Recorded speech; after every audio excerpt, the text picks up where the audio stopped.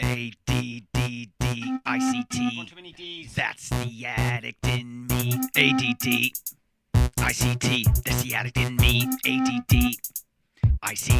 It's the addict in me. People tell me that I'm OCD because I like to do things repeatedly, like put on a song and hit repeat. Yeah, but how many times? Like 103. Whoa. Or memorize the lines in my favorite movie with my photographic memory. The shit just fit like a lock and a key, and I never forget, that's a guarantee. So I'm spitting all the words like the DVD, and if you want to run with me, then RSVP. We can take some shrooms and LSD. Let's call my dealer ASAP, because I heard he had some weed laced with PCP, and a couple of times he had peyote, and I think that was the time that y'all couldn't find me, because my stupid tweaking ass had climbed up in a tree. So let's get some coke or some ecstasy. Well, nowadays they call that drug Molly. Don't care what you call it, just empty out my wallet. I'm the matron, that's the program, and it's time to install it.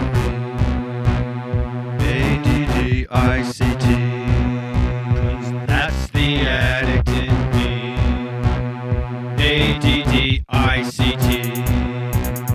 That's the addict in me. I think it all began in 94 when my dad left my mom and he walked out the door, and my world was shattered straight to the core. So I picked up a bottle and I started to pour, and that's when I became an alcohol whore. Gimme more. And it didn't taste good, no, not very nummy, but I love to feel fire up in my tummy, and I love to get drunk with my friends and party. So let's all open up another bottle of Bacardi. Let's get so drunk that we can't even see. I mean, passed out drunk is called POD. And I would always take it one step too far and piss my pants and get booted from the bar. See, I blacked out and I couldn't remember. I kept hitting on the old bartender. She told me it was time to surrender, or it was cops, jail, and a public defender. So I stumbled out and I started to scream and shout, and no one understood what I was talking about. And I'm not really sure how I made it home, because I crashed my bike in the ditch by the road, and I blame alcohol addiction syndrome. A few seconds behind, my reaction time was slow, and I fell and hit my head, but I made it to my bed, got blood on my sheets, and I stained them red. And the second I woke up, I started to throw up, but nothing came out, so there's nothing to clean up. So I keep dry heaving, you best be leaving. As soon as I'm done, let's commence the drinking. And I know what you're thinking, am I insane? No, man, I'm just trying to deal with the pain. Just keep drinking, that's what I'm thinking. Hey, you wanna make out? Well, my breath is stinking. I get so drunk on a regular basis, I trip and fall on my own shoelaces. In my blood is always alcohol traces. When I need alcohol to achieve homeostasis.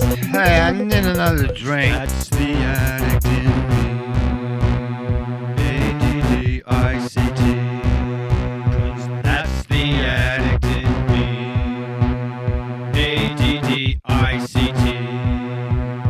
That's the addict in me. Now let's talk about this thing called weed, the plant that I think everybody needs. Go to the stash box for some sticky ass greens and get a couple jars with no stems and no seeds. Inhale, suck it up, hold it and cough it. Then you start preaching like you are a prophet. Prophesizing and analyzing how violence is desensitizing. As evil begins its rising, the government starts its neutralizing. A mini group of us that is comprising of people who are just exercising freedom of choice, like personalizing, to live how they want with no compromising, to live in peace with no criticizing, and try not to fight, try apologizing. But then you start your romanticizing, a direct result of advertising, like music and it's harmonizing, or all the food that's so appetizing. So you go to 7-Eleven because you got the munchies. You want some soft and something crunchy. You want something salty and something sweet, and you keep agonizing over what you're gonna eat. So you get nachos and some beef jerky, lots of candy bars and a big Coke Slurpee. Then you pig out while you're lying on your couch and you watch your favorite show while you're all stretched out. And then you feel blessed because you got no stress, and you owe it all to the sticky green cess. Now I felt mighty fine when I first found wine, and I loved it so much that I drank it all the time. But if I had to decide between the weed and the wine, the booze I would decline because the bud is divine. So without marijuana, your life is a mess, and you're all pent up and got too much stress, and you're tripping and stressing on anyone who's stepping, and the next thing you know, they're pulling out a weapon. I don't want to fight with you, and I don't want to meet your crew. Let's think of all the better things that we could go and do, like go home to our family and friends and try to enjoy the 3-day weekend. But more than all of the above, let's all grab our partner and make some love.